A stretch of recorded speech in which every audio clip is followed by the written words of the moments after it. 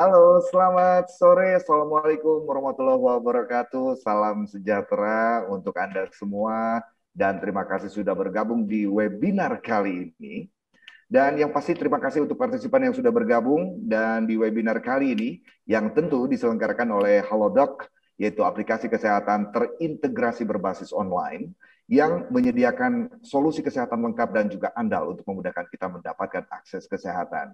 Aplikasi Halodoc dilengkapi dengan fitur utama, yaitu chat dengan dokter atau chat with doctor, yang memungkinkan pasien untuk chat, video call, atau bahkan voice call dengan dokter berpengalaman dan terpercaya, kapanpun dan dimanapun dari gawai Anda, dari handphone Anda. Nah, toko kesehatan atau health store juga sebuah layanan yang dapat membantu pengguna membeli suplemen, vitamin, atau obat-obatan dengan cepat, kemudian aman dan nyaman karena diantar langsung ke tempat dengan ojek online, ya. Dan pasien juga bisa upload resep fisik ke aplikasi.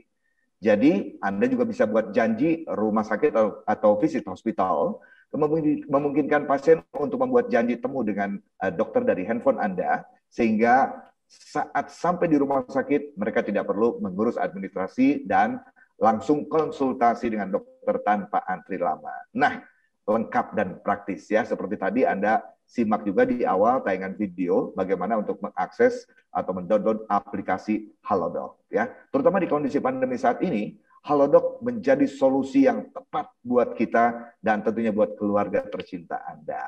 Nah, ngomong-ngomong soal keluarga, izinkan saya Hakim mengawal webinar kita sore hari ini yang diselenggarakan oleh Halodoc yang akan membahas berkaitan dengan keluarga, berkaitan dengan buah hati Anda, berkaitan lagi dengan si kecil terutama, karena apa?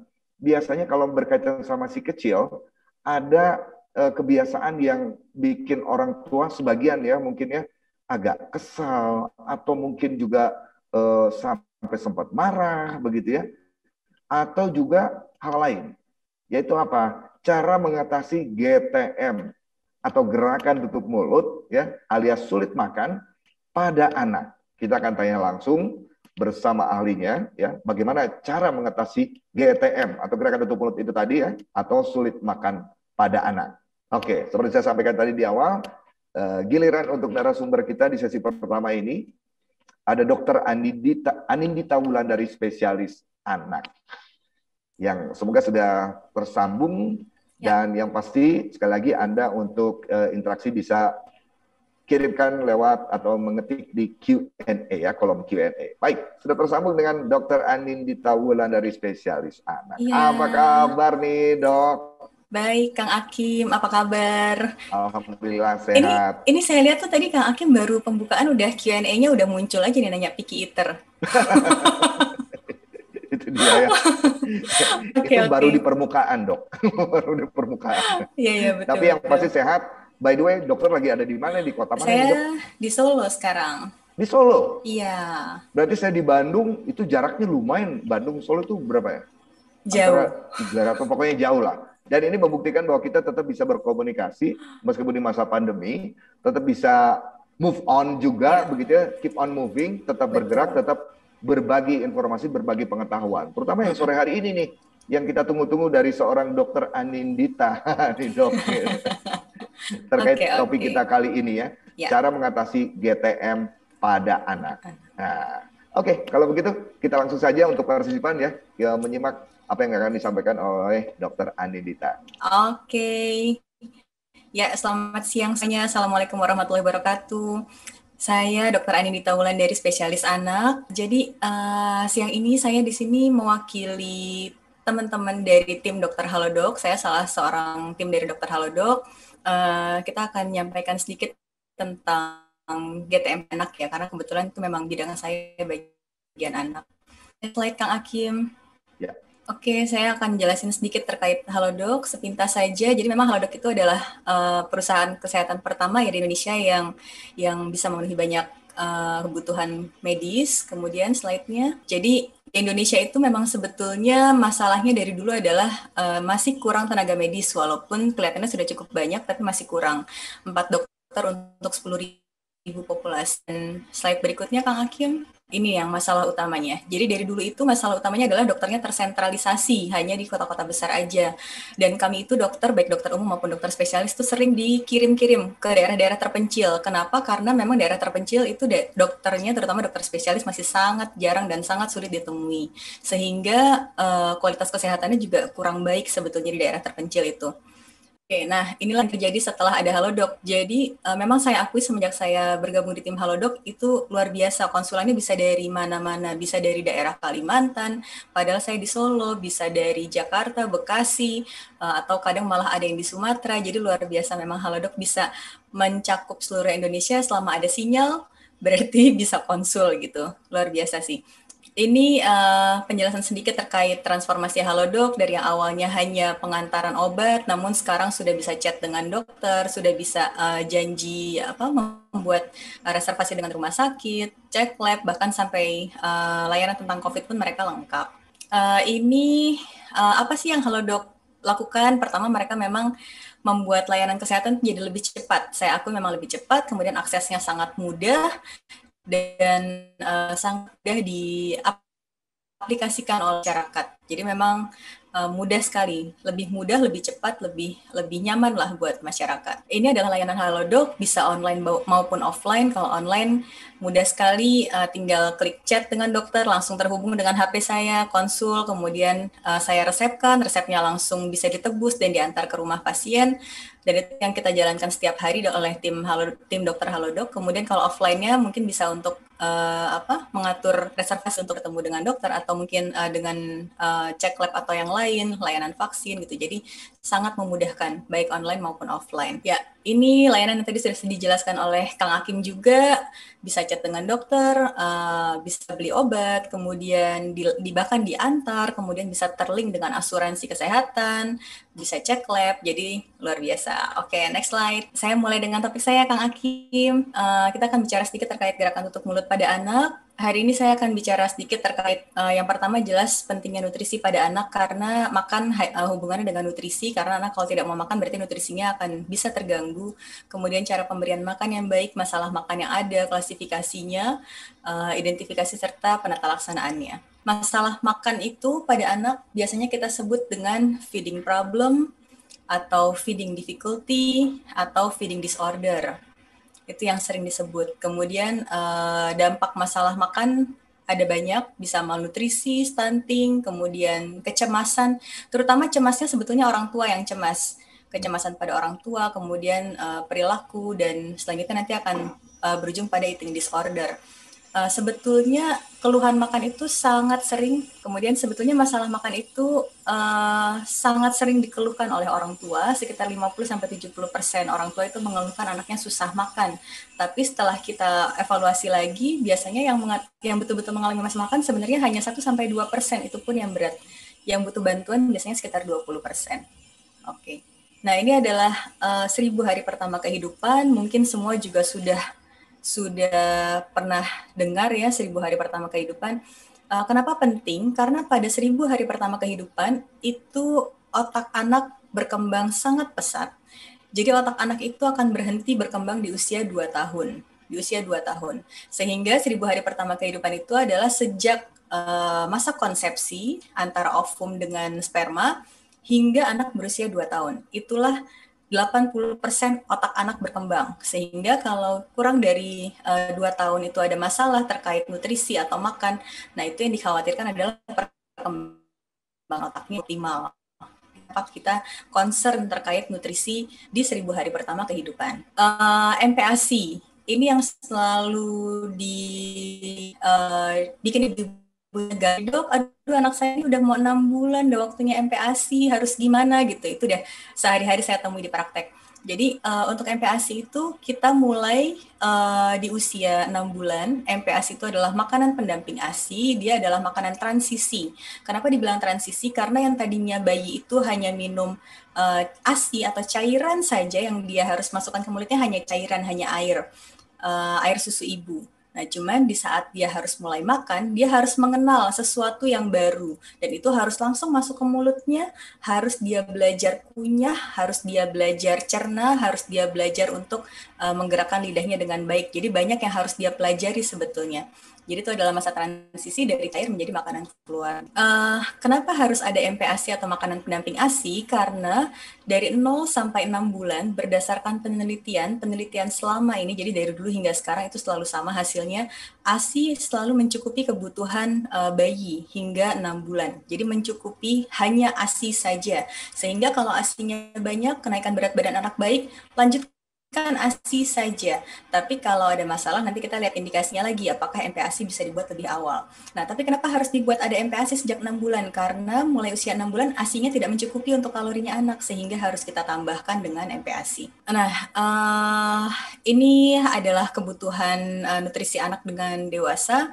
Sebetulnya nutrisi anak itu lebih banyak sebetulnya kebutuhannya karena mereka dalam masa pertumbuhan dan dewasa sudah tidak bertumbuh lagi. Jadi kalau Kang Akim masih bertumbuh lagi kan bahaya ya Kang, bisa jadi raksasa. Nah, kalau anak itu masih bertumbuh sehingga kebutuhannya banyak gitu.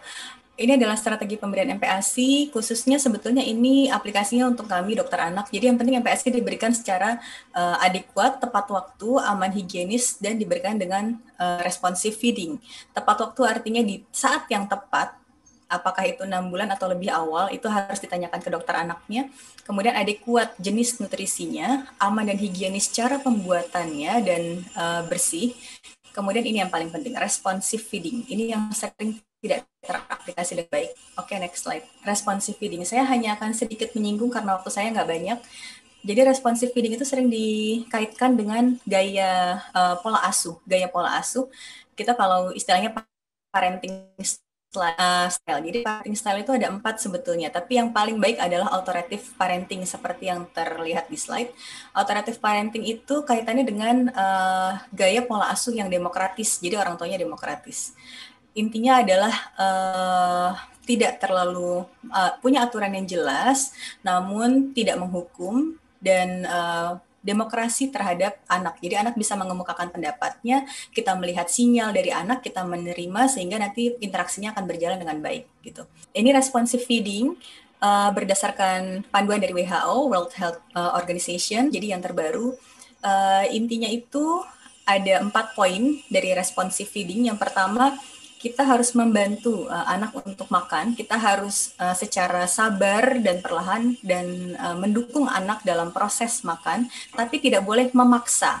Karena yang biasa orang tua lakukan itu adalah memaksa. Anaknya nggak mau makan, ayo makan, anaknya jadi semakin takut. Kemudian kalau anaknya, poin yang kedua, kalau anaknya menolak banyak makanan, kita harus coba dengan berbagai kombinasi dari makanan tersebut, baik dari segi rasa, tekstur, maupun cara. Jadi proses makannya atau cara makannya itu harus, orang tuanya harus kreatif, harus dicoba dengan berbagai cara. Kemudian poin ketiga adalah harus meminimalkan distraksi. Artinya tidak boleh ada TV, tidak boleh ada gadget, tidak boleh ada mainan. Biarkanlah makanannya si anak menjadi mainannya anak saat makan. Jadi biar anak berinteraksi dengan baik dengan makanan. Bukan pada saat makan dia malah berinteraksi dengan YouTube. Nah, itu dia tidak akan berteman dengan baik dengan makanannya gitu. Oke, yang poin keempat, ingat bahwa saat makan itu adalah proses belajar. Jadi makan itu adalah proses belajar, sehingga tolong dibantu, disupport anaknya dengan penuh kasih sayang sama saat kita menyusui mereka. Jadi jangan malah dimarahin, jangan malah muka kita marah karena anak nggak mau makan makanan kita yang udah kita bikin sampai berkeringat misalnya gitu. Jadi kita harus memahami perasaan anak juga. Ya, ini adalah tanda lapar dan kenyang pada anak. Bisa dilihat lagi nanti. Oke, next slide. Feeding versus eating. Jadi feeding dengan eating itu 2 hal yang berbeda. Kalau feeding itu adalah berkaitan dengan interaksi antara anak dengan pengasuh pada saat proses makan. Nah, itu harus terjadi dengan baik proses feeding ini. Sementara kalau eating murni hanya membicarakan mengenai keterampilan makan pada anak. Jadi apa yang anak lakukan? Keterampilan makan anak bagaimana? Karena dia skill, dia keterampilan, sehingga dia bukan sesuatu yang sehari langsung jadi bisa. Semakin kita latih, semakin kita sering latih, semakin kita ajak anak untuk berlatih dengan baik, dia akan semakin mahir untuk makan. Ini adalah feeding konflik. Feeding konflik ya seperti yang terlihat di layar, anak sulit makan, kenaikan berat badannya nggak bagus, terus orang tua memaksa, makin maksa, anaknya semakin nggak mau makan. Itulah yang terjadi pada mayoritas masalah makan. Oke, cara pemberian makan yang benar. Cara pemberian makan yang benar bisa dilihat tepat waktu, kualitas dan kuantitas cukup, penyiapannya baik, dan pemberian makannya sesuai dengan tahapan perkembangan anak. Oke, ini adalah perjalanan makan anak. Perjalanan makan anak itu dari hari demi hari itu bisa baik, kadang lagi bagus, kadang tidak. Sebetulnya kadang apa ya, anak-anak itu kadang lagi mood makan, lagi nggak mood makan. Orang pokoknya maunya dia selalu mood makan. Kita kadang juga suka nggak mood makan ya Kang Hakim. Jadi kadang-kadang lagi pengen makan, kadang-kadang juga nggak mood. Nah, jadi memang ada hari-harinya di mana dia kadang nggak mood makan. Nah itu harus kita lihat, kita beri pengertian, kita juga harus mengerti kenapa mereka seperti itu, kita cari tahu alasannya, apakah sedang tumbuh gigi, ataukah memang dia lagi ada sakit, atau kita cari tahu, minta naik tekstur, kita harus lihat ininya, gejalanya. Oke. Keluhan masalah makan itu ada sangat banyak, seperti yang bisa dilihat, salah satunya ada makan diemut lah, dok makanannya diemut terus, atau mungkin makannya dilepeh, kemudian menolak makan, dia nggak mau buka mulut, seperti itu. Ya, ini dia yang sering disebut oleh ibu-ibu. Dok, anak saya GTM, nggak mau buka mulut, gitu. Waduh. Jadi, kalau secara teori GTM itu artinya kurang lebih seperti yang ada di slide. Jadi dia waktu makannya jadi lebih panjang, kemudian penolakan terhadap makanan, dan biasanya dia tidak mau mengenal makanan yang baru atau tekstur yang baru gitu. Faktor yang berperan pada keterampilan makan ada banyak sebetulnya. Salah satunya ada kesehatan fisik, apakah anak sedang batuk pilek, atau anak ada infeksi telinga, atau mungkin ada masalah yang lain, infeksi kencing. Kemudian perkembangan anak sangat berpengaruh, pengalaman anak sebelumnya, ini artinya apakah pernah ada pengalaman buruk pada saat proses makan pada anak. Misalnya apakah anak pernah dipaksa untuk makan, apakah anak pernah merasa tersedak saat makan. Nah itu akan sangat berpengaruh terhadap ini keterampilan makannya dia akan mengalami ketakutan pada saat makan kalau dia memang pernah mengalami hal yang buruk sebelumnya, atau misalnya sebelumnya dia diharuskan sama orang tuanya menghabiskan makanan satu piring, dia dipaksa pokoknya harus habis gitu, mamahnya jadi bertanduk misalnya. Nah itu anaknya jadi punya pengalaman yang tidak enak, dilihat makannya aduh bentar lagi dimarahin mamah nih gitu. Jadi itulah hal-hal yang harus kita hindari. Kemudian perilaku anak, dan yang pasti sangat berperan adalah lingkungan keluarga, lingkungan terkait dengan pola asuh juga yang tadi sempat saya singgung sebelumnya.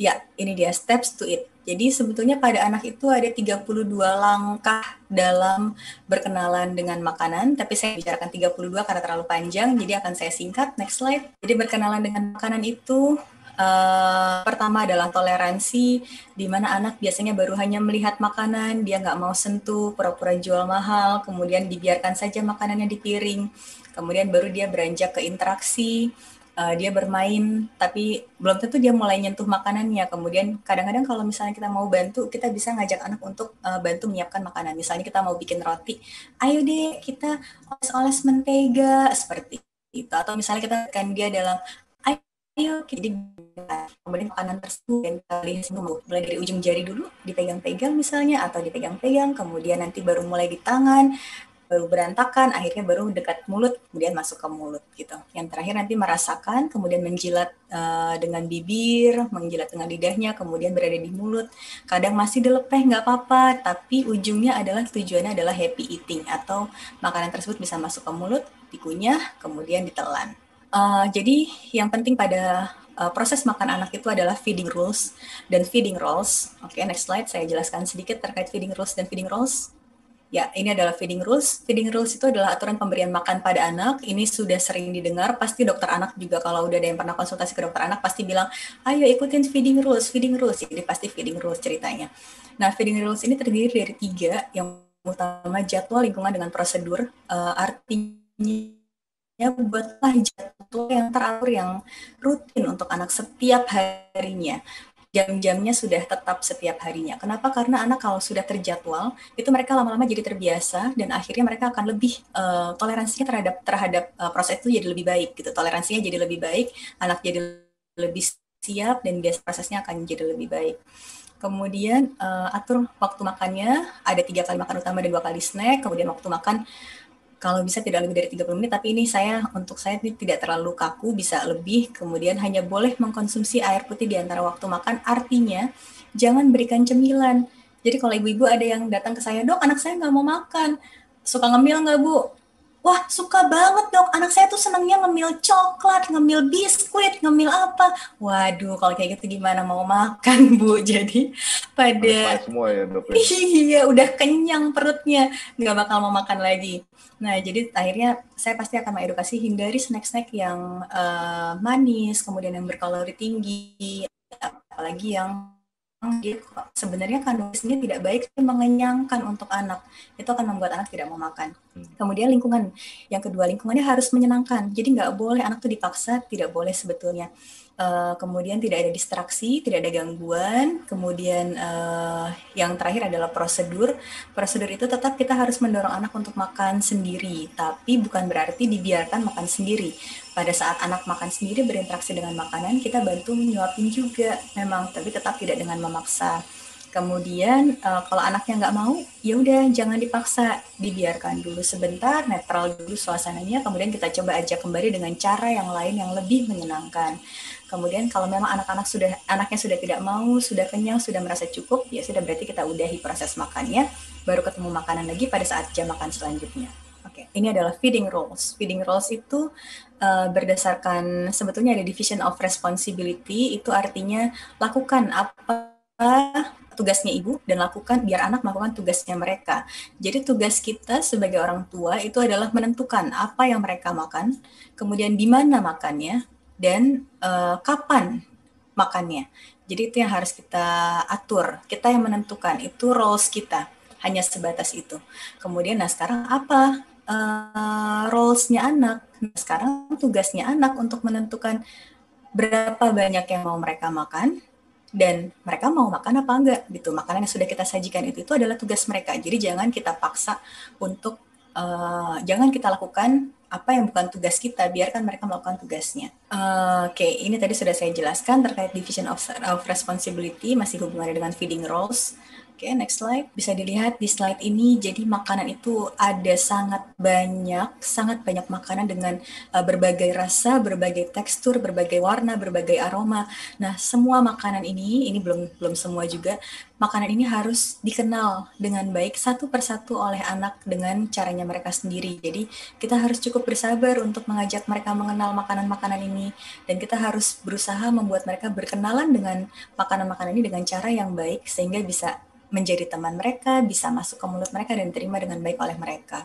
Ya, ini tadi sudah saya jelaskan, jadi sebetulnya memang banyak sekali yang mengeluh masalah makan, dari sebanyak itu sebetulnya hanya setengahnya yang betul-betul memang ada masalah makan, dan yang masalah makan berat itu sangat sedikit sebetulnya. Ya, ini adalah tata laksana masalah makan, saya tidak akan terlalu panjang berbicara terkait ini, tapi memang nanti kita harus melihat dulu red flag-nya, ada red flag tidak pada anaknya, kemudian kita lihat lagi bagaimana oromotornya, bagaimana perkembangan mengunyahnya, kemudian kita lihat lagi nutrisinya bagaimana, dan nanti selanjutnya akan kita intervensi gitu. Ya, ini adalah salah satu yang bisa dilakukan oleh orang tua di rumah.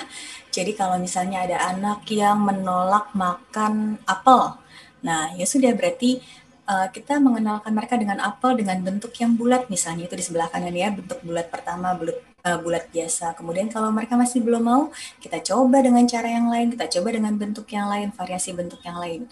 Nah, mungkin mereka maunya dengan bentuk yang pipih, slice pipih-pipih gitu ya. Sudah berarti dia berkenalan mulai dari situ. Atau mungkin pisang, awalnya mereka nggak mau tuh pisang utuh, mereka maunya pisang yang dibelah.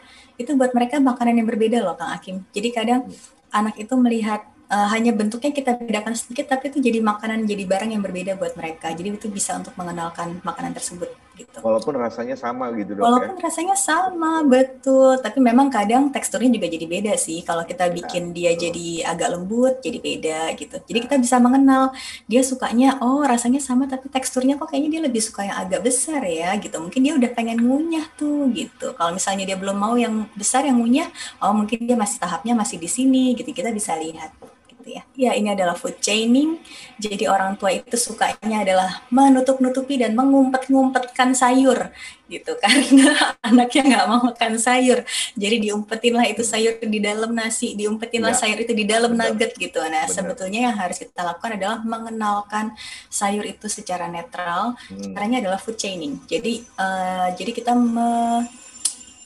apa ya, mengenalkan makanan yang baru dengan makanan yang preferensinya mereka, food preferensinya mereka, kita sandingkan dengan makanan yang baru yang mau kita kenalkan.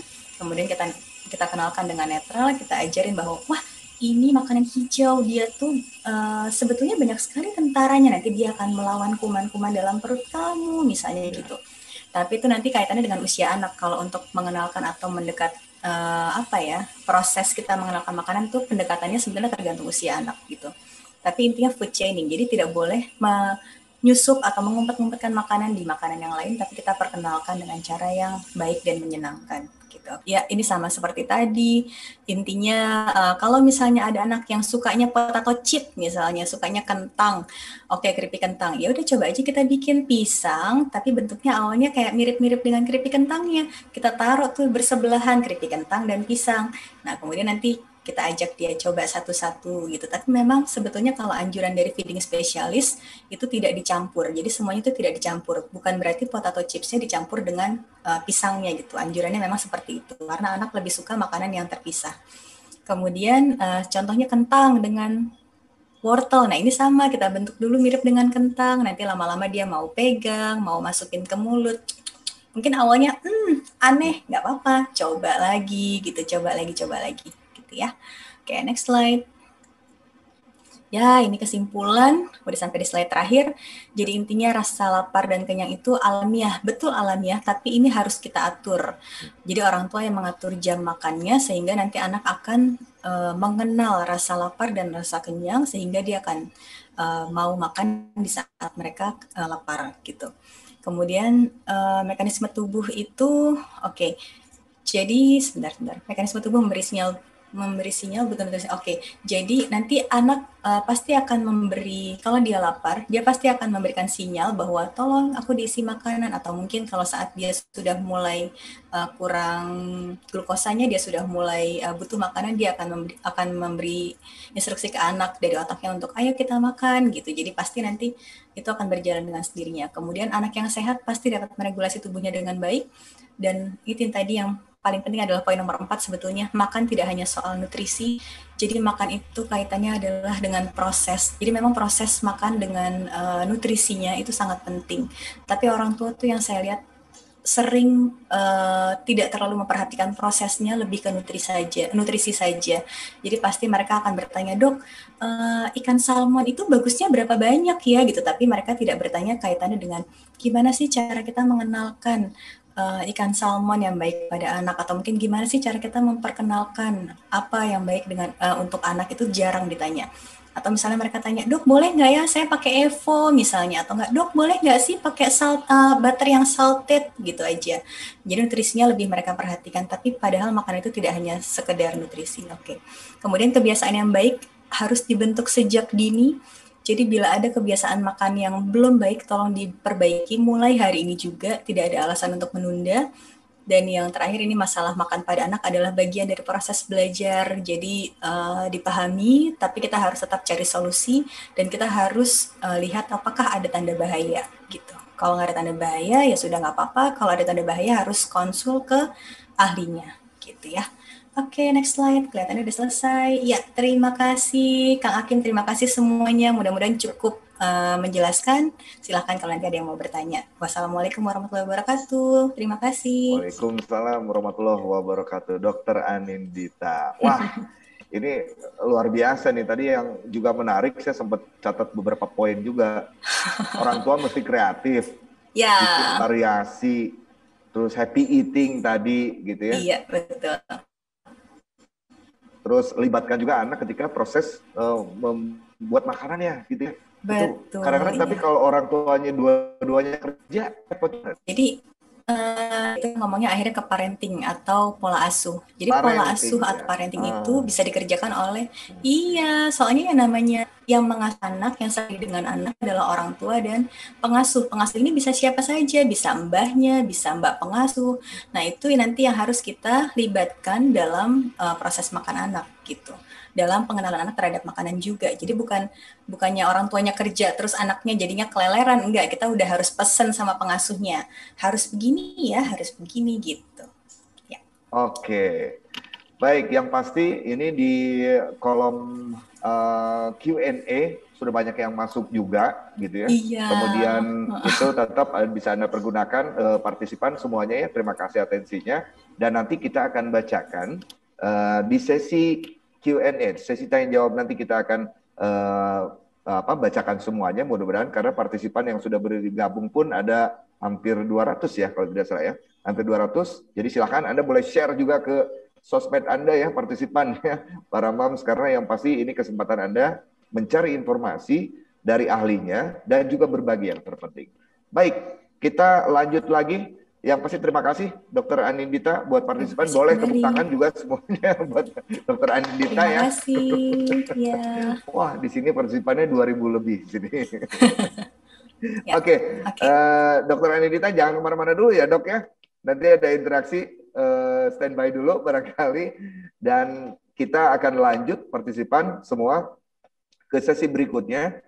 Yang juga mungkin jadi pertanyaan juga banyak orang yang ditunggu-tunggu juga begitu ya. Adalah sharing session. Bersama siapa? Yang pasti kalau cara mengatasi gerakan tutup mulut ini gitu ya, atau sulit makan pada anak, tentu ini tadi disampaikan juga banyak dialami oleh para orang tua ya, terutama moms cantik yang mungkin yang akan berbagi sore hari ini ya. Nah, kita ada narasumber berikutnya, ada Adelia Wilhelmina Pasha. Ini moms muda yang cantik, kemudian kegiatannya, aktivitasnya seabrek begitu ya. Tapi juga yang menarik buat saya adalah beliau ini tetap memperhatikan keluarga, terutama si kecil gitu ya. Selain tentu sang suami, siapa lagi ya kalau bukan, pasti bertahu lah ya. Oke, kita langsung menuju, saya panggilnya Teteh Adelia saja, barangkali ya. Selamat sore Teteh Adelia. Assalamualaikum. Selamat sore, Akang. Waalaikumsalam warahmatullahi wabarakatuh. Aduh, apa kabar nih Ya Teteh? ampun, baik. Akang Kenapa Akim. saya panggil Teteh ya, partisipan semua? Karena beliau ini adalah orang Bandung. Leres Teteh? Leres, orang Bandung, orang marga cinta, Buah Warga Batu. Cina.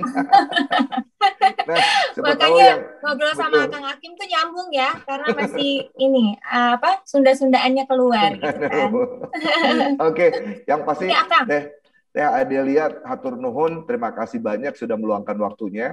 Dan tentu saya yakin Teteh sibuk pisan lah pokoknya gitu ya. Ya, Apalagi, alhamdulillah, Akang. tapi sebelum kita ngobrolin soal si kecil nih Teh, sekarang aktivitas rutinitas apa saja yang sekarang ini lagi digeluti nih Teh? Alhamdulillah, Kang, kesibukan ya paling banyak sih di rumah ya. Kebetulan juga kerja sekarang bisa di rumah, apalagi zaman pandemi kayak gini, kayak Adil punya bisnis kecil-kecilan, juga bisa kerja di rumah gitu kan, bisa sambil ngeliat anak-anak. Palingan juga aktivitas yang lain kayak pemotretan itu juga waktunya juga nggak sering gitu kan. Terus juga yang pastinya ngurusin suami, karena suami kan kebetulan udah back to Jakarta gitu kan. Jadi sekarang juga ini aja sih nemenin suami gitu kan, kegiatan-kegiatan. Terus juga ya paling banyaknya di rumah sih Kang. Baiknya di rumah. Dan ini sesuai dengan anjuran pemerintah stay at home. Iya, stay at home. Sekarang perempuan masih bisa produktif ya, walaupun masih pandemi, kita masih bisa, kalau kita mau jualan, kita bisa jualan online gitu kan, semuanya serba online. Betul. Tinggal kreativitas kita saja ya Teh ya sebetulnya. Betul, ya. Karena teknologi sudah ada memungkinkan untuk itu. Tinggal kita mau nggak bekerja keras juga, berjuang gitu ya Teh. Bener banget, Akang. Harus kan, perempuan juga harus tetap produktif ya. Walaupun suami sumber dari semuanya, tapi kalau perempuan lebih produktif juga bisa menghasilkan sesuatu ya, juga gitu kan, kenapa tidak gitu. Betul sekali.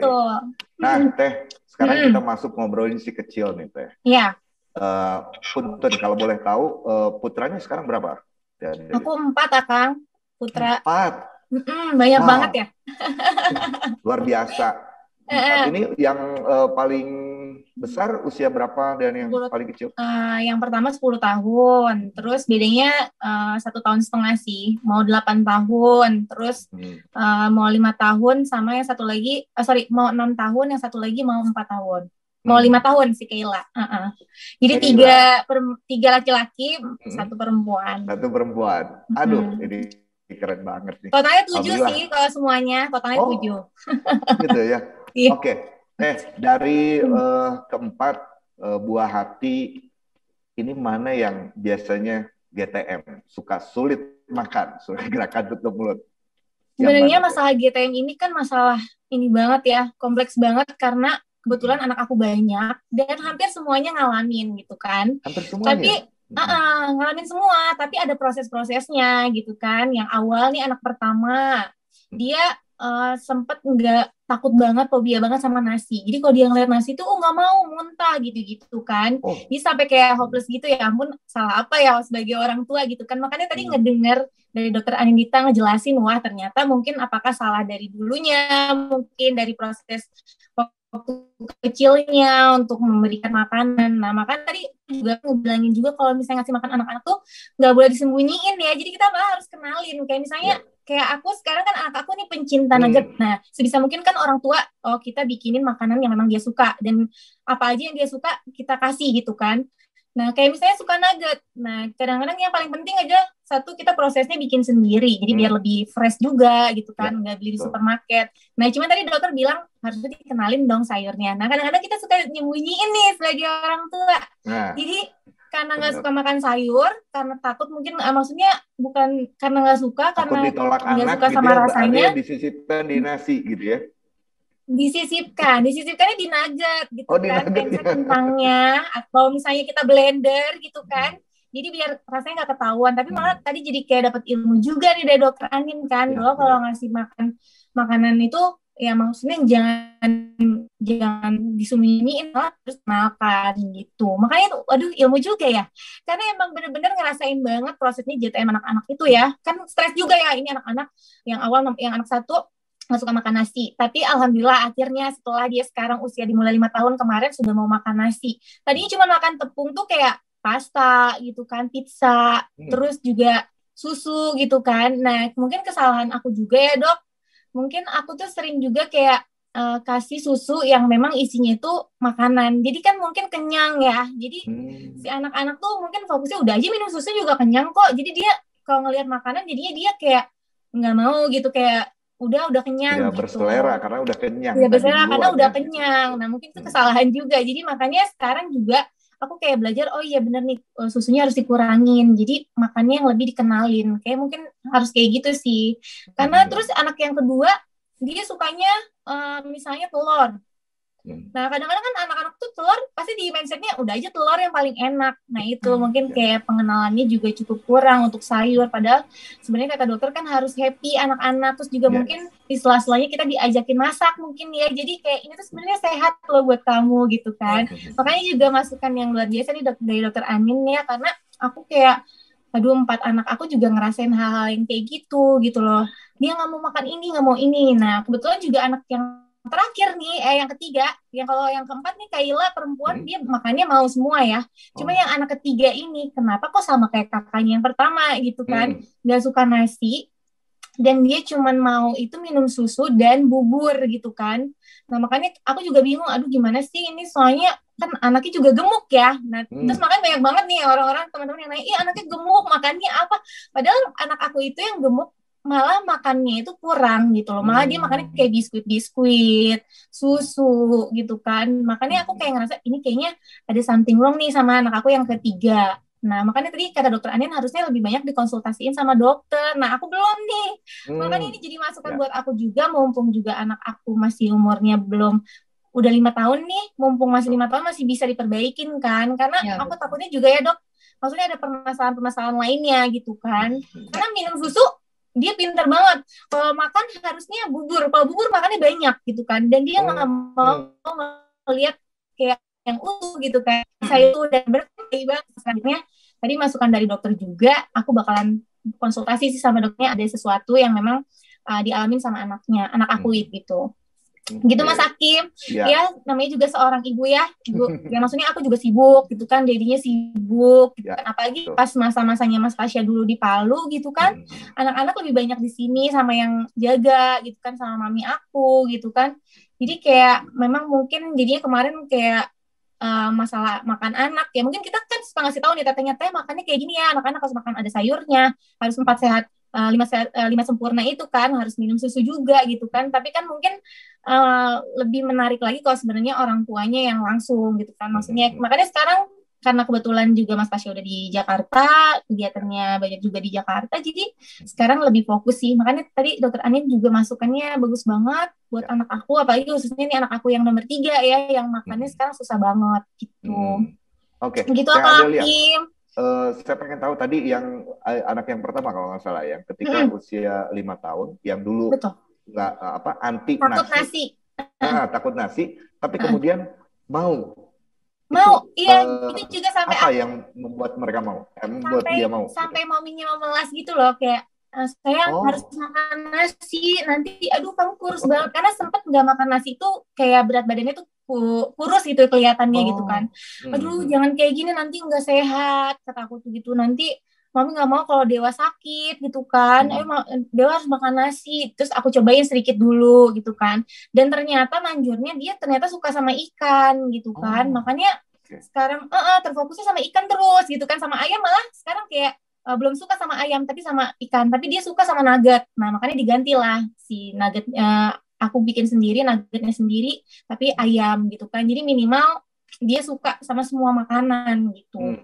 Kayak buah juga gitu, kayak tertentu gitu. Makanya ya mungkin ini juga PR buat orang tuanya supaya anak-anak tuh bisa makan makanan yang sehat gitu kan. Jadi emang benar-benar orang tuanya juga harus benar-benar fokus juga melihat, karena buat perkembangan anak-anak juga ya. Takutnya kalau misalnya kekurangan gizi kan pasti nanti ada yang permasalahan-permasalahan lainnya. Jadi mungkin kita sebagai orang tua jadi kayak harus lebih fokus juga ya Kang ya. Jadi kayak makan tuh nutrisi buat anak tuh penting banget gitu.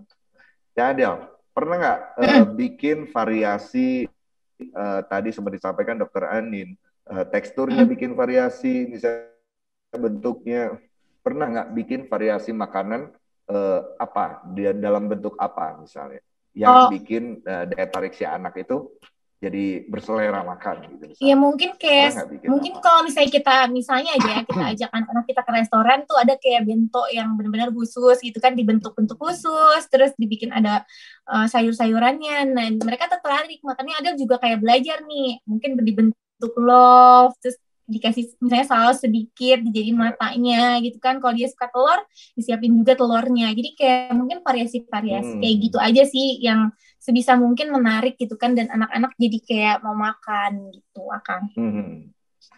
Kalau misalnya di awal-awal terus nasi dikasih sama Teh Ade. Iya, pasti ya Bang Nazir, namanya juga orang tua biasanya kayak gitu kan.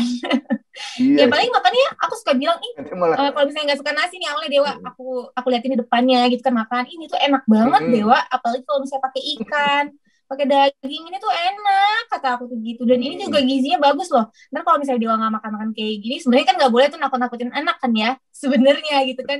Nanti nggak ada gizinya gimana, sakit gitu kan. Jadi aku kayak gitu aja sih, kayak lebih ayo dong makan sampai maminya tuh kayak pura-pura nangis. Malah aku kayak Dewa nggak makan nasi gini-gini, dan akhirnya sekarang alhamdulillah gitu kan anaknya makan nasi dan banyak banget gitu loh Akang. Makanya ini kejadian di anak aku nomor 1 dan nomor 3. Nah ini anak nomor 3 ini nih yang belum, masih beres, makanya belum sempurna banget gitu. Oke, dulu ke nasi dihabiskan karena kan mubazir kan nasi ya sayang ya. Jadi setelah makan langsung cek berat badan dong, enggak? Iya. Maminya jaga-jaga makan terus nih biar jangan gemuk ya. Oke, tapi itu soal sekarang soal buah-buahan. Teh Adelia, buah-buahan dari buah hati tempatnya itu semua suka buah-buahan, apa yang paling disuka atau ada? Iya, Kak. anak aku yang dua senangnya jeruk. Nah jeruknya tapi dia harus nggak mau makan langsung, tapi dia pengennya kayak fresh orange juice gitu. Kalau kayak Dewa dia suka buah-buahan, semuanya suka. Terus anak-anak yang lain juga suka nih. Cuman yang ini nih yang paling paling bermasalah nih anak nomor 3 aja sih. Jadi dia buah gue lebih seneng kayak jus-jusnya, jadi nggak suka yang bentuknya utuh gitu kan. Kalau Kaila anak keempat semuanya suka lengkeng apa semuanya dicobain yang apa yang mereka suka. Dan kadang-kadang aku suka kayak gini, suka ajakin anak-anak pergi belanja, jadi ayo Kaila kamu suka buahnya yang mana, jadi dia ambil sendiri gitu loh. Jadi nanti kita tinggal potongin sama, jadi biar mereka juga oh tahu ini buah apa, terus juga sambil mereka juga jadi mau makan buah gitu kan. Nah yang pertama kedua juga gitu, ayo kita belanja bareng-bareng gitu kan, lihat langsung mana yang kamu suka gitu kan. Sih juga ada gitu ya, ada ya. Iya benar kan, minimal oh ini buah tahu dan buah yang dia suka, jadinya dia mau gitu. Oke. Nah dari hati ini Teh Adelia, kalau bicara tentang jajan, nah jajan pasti suka jajan kan gitu ya anak-anak. Banget. Tapi ada nggak dari Teh Adel ya sebagai ibu, panggilnya apa? Ibu atau mama atau apa? Panggilnya Mami. Nah, Mami. Ada nggak yang Mami larang buat buah hati ini? Nggak boleh jajan ini, nggak boleh jajan ini, gitu misalnya. Iya, sebenarnya kalau aku tuh tipe orang yang nggak pernah ngelarang ya, anaknya pengen apa. Ya makanya ya permasalahannya karena anaknya pasti sukanya kayak coklat, kayak snack-snack gitu kan. Nah kadang-kadang juga aku batasin gitu loh, jangan terlalu sering juga. Karena kejadian juga sama anak aku, Princess Kaila. Princess Kaila sering makan coklat, snack apa-apa gitu kan. Jadi giginya juga jadi pada apa sih namanya dok kalau gigi anak-anak tuh pada bahasa Sunda mah roges, iya kan bener, roges gitu kan. Yang satu yang makan snacknya nggak yang manis-manis, tapi misalnya snack-snack yang asin aja gitu kan. Nah beda giginya tetap bagus gitu kan. Yang makanya suka snack itu anak aku si Kayla, makanya giginya tuh roges tuh kan. Beda-beda ya, setiap anak-anak tuh dilarang, suka marah gitu kan ya, lebih galak daripada maminya gitu kan, dikasih tahu gitu kan. Tapi nggak tahu nih kayak dok kan anak-anakku suka sama es krim ya. Es krim kan katanya susu, bagus nggak sih gitu kalau misalnya dikonsumsi? Ya kalau kita berpikirannya susu gitu ya, jadi aman sih buat anak-anak gitu kan. Tapi apakah kata dokter sebenarnya tuh es krim juga kurang bagus gitu. Apakah gimana tuh aku kurang jelas juga, nanti dokter jelasin ya. Oke. Benar. Karena kan anak-anak sukanya apa dok? Pasti es krim kan? Nah. Tapi semua yang manis pokoknya. Nah, makanya aku kayak kalau misalnya es krim boleh, tapi jangan yang coklat gitu loh. Maksudnya yang vanilla aja gitu kan. Maksudnya coklatnya itu jangan yang coklat bener-bener bentuknya kayak coklat. Kan ada yang dilapis lagi sama coklat kayak gitu loh dok. Gimana tuh dok? Bedanya apa? Es krim vanilla sama es krim coklat bedanya apa selain rasa? Coklatnya kalau kayak kayak coklat es krim yang Magnum gitu kan dilapisi oleh coklat beneran gitu loh dok. Sama aja ya? Sama-sama gula, sama-sama manis. Dok? Boleh nggak dok kalau sekali gitu? Sekali-sekali. Okay. Gimana tuh dok? Menurut dokter? Sehari sekali gitu.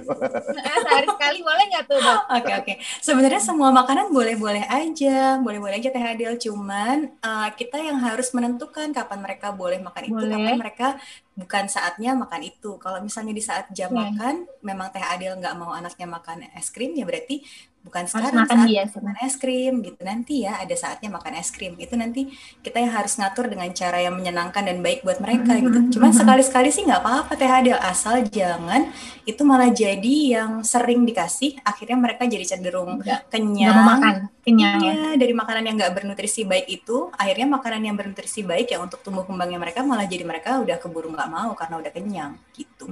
Oke. Wah, keren banget tuh. Ilmu juga ya buat aku.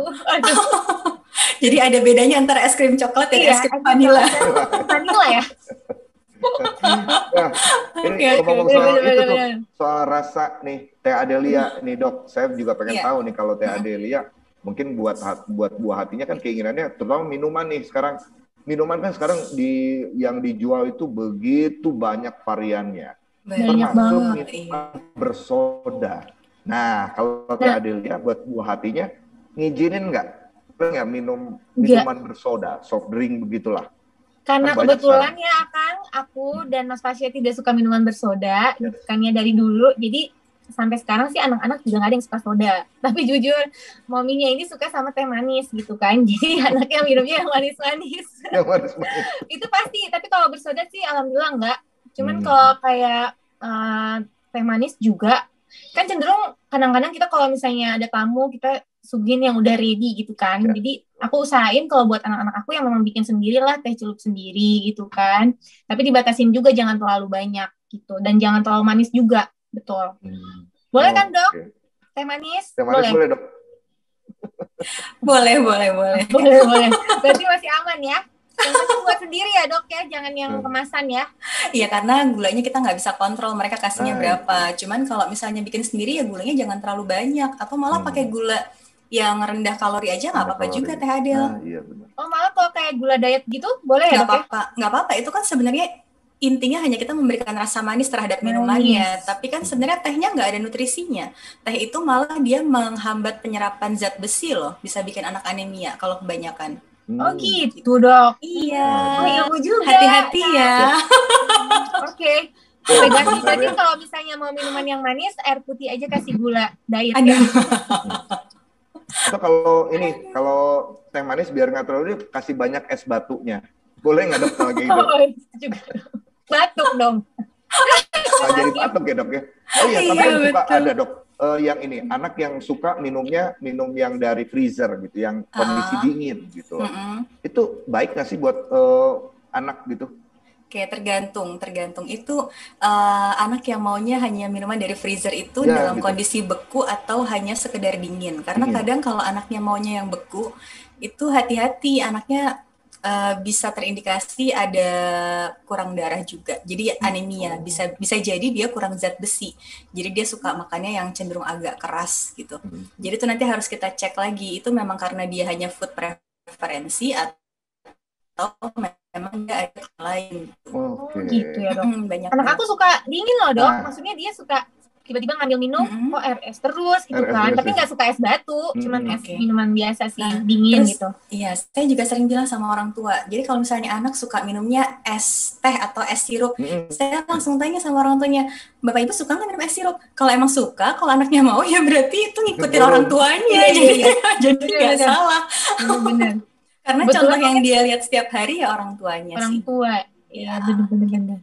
Iya, anak kan peniru yang baik, yang ulung ya, peniru yang hati-hati ya. Iya, betul.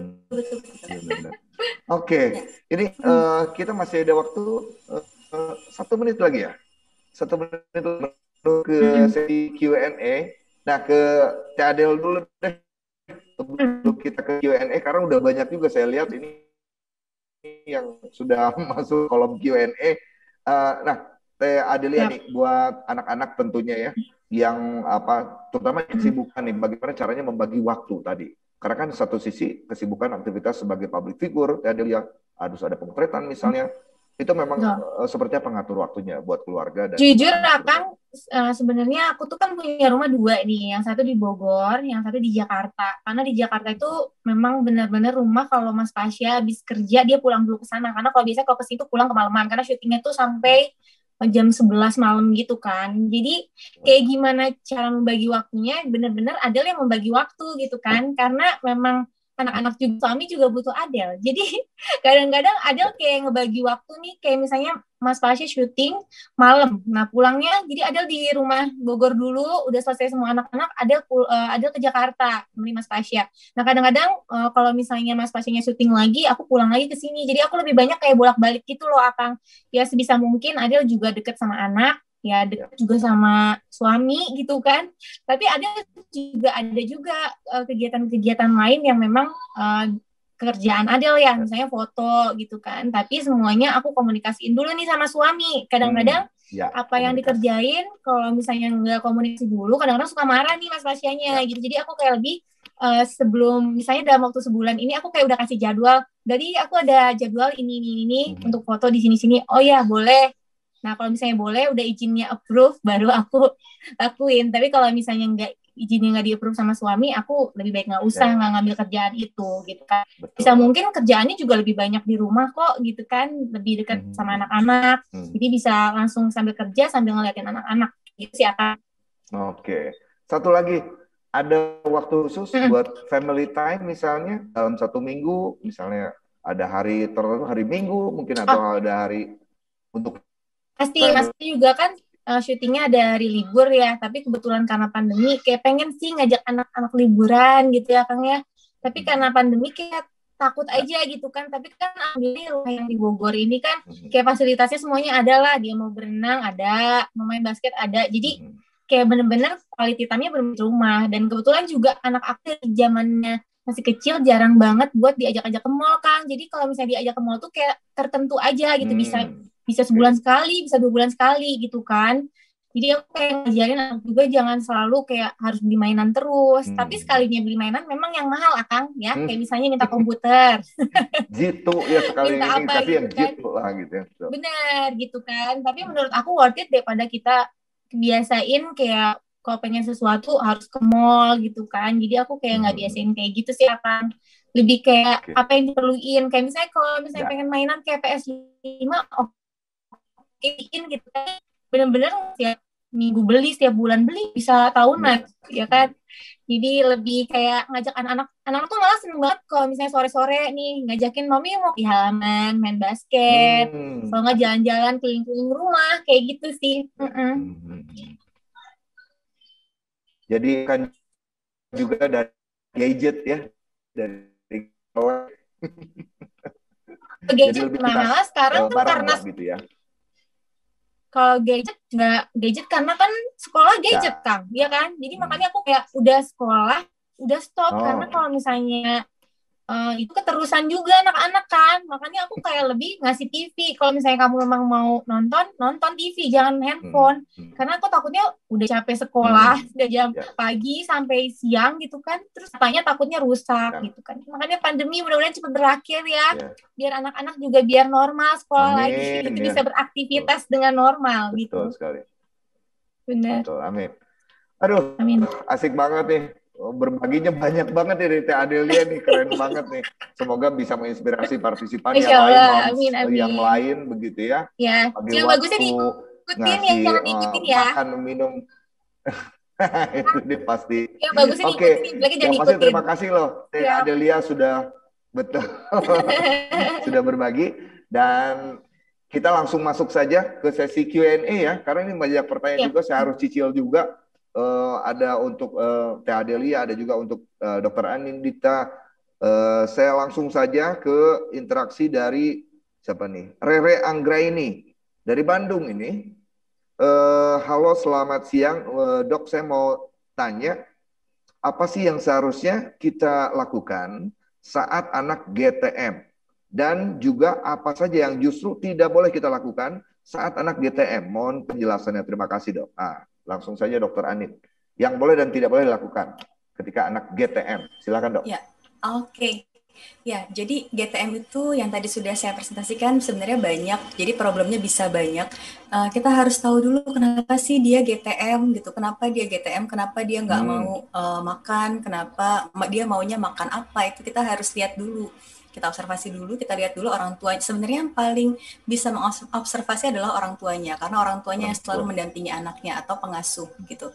Nah, nanti dari situ kita baru pelajari kira-kira apa nih masalahnya, apakah dia masalahnya tekstur, ataukah misalnya dia masalahnya rasa, atau mungkin masalahnya di orang motor, atau mungkin ada masalah lain. Nah, itu nanti baru kita kaji dari situ. Jadi kalau GTM itu sebetulnya besar, luas. Nah, apa sebenarnya masalah utamanya tuh apa yang bikin dia nggak mau makan gitu, atau observasi mungkin dulu ya, cari dulu penyebabnya apa. Jangan-jangan tadi ada yang merasa terpaksa si anaknya makan sayur misalnya. Jadi itu sesuatu, makan itu jadi sesuatu yang menakutkan gitu ya, Dok? Betul. Atau misalnya tadi contohnya seperti anaknya Teh Adel yang maunya makan bubur.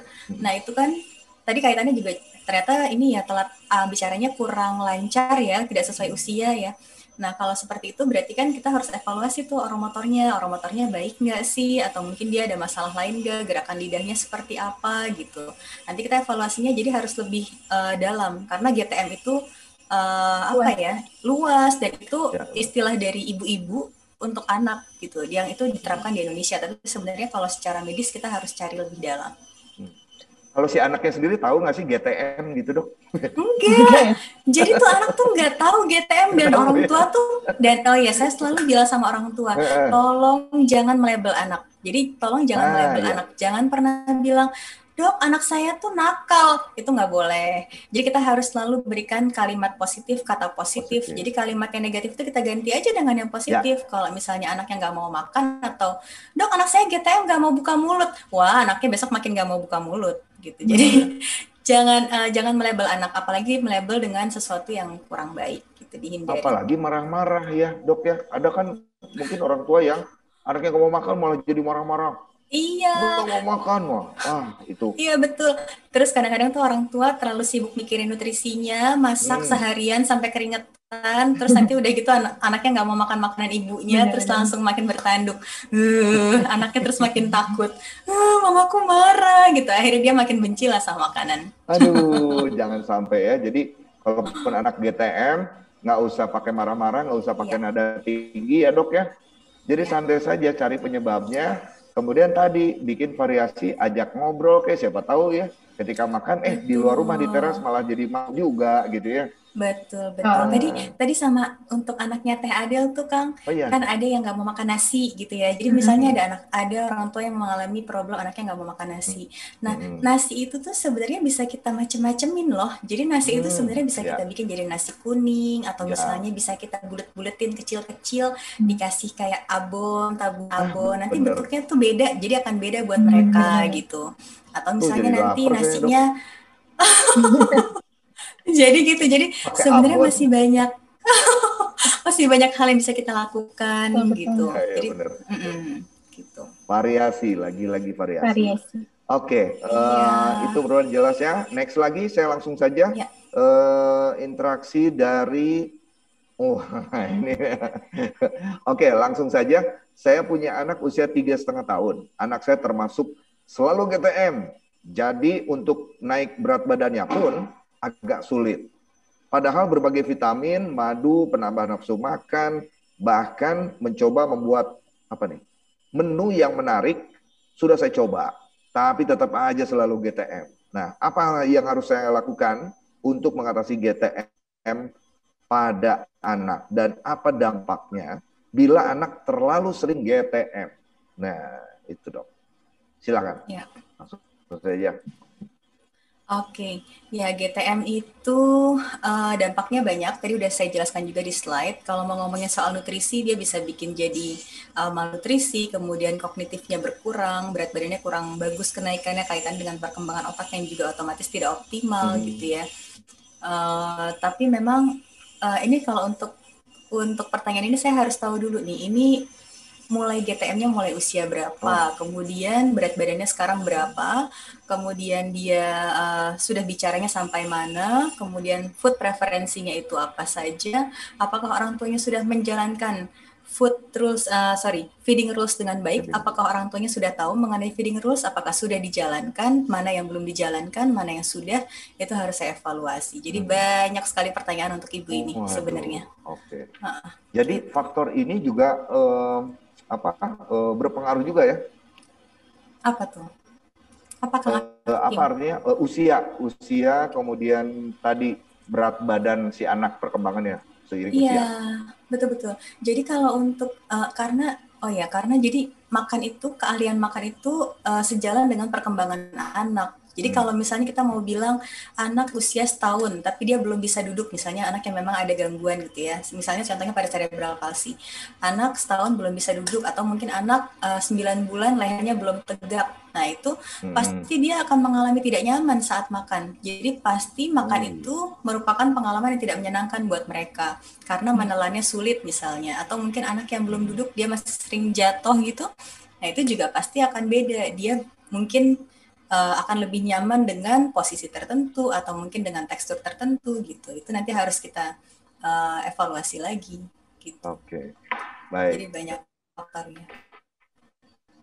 Nah, saya ingin tanya ke Teh Adel, Kalau Ya, misalnya si anak tadi, misalnya ada seperti tadi yang bertanya suka dikasih apa madu atau apa si anaknya, tapi tetap aja nggak mau makan. Tapi kalau teh ada ke si kecil buah hati, pernah nggak sih kasih apa ya semacam madu atau vitamin, multivitamin ya. multivitamin? Pasti Akang Hakim. Pasti ya. Hmm.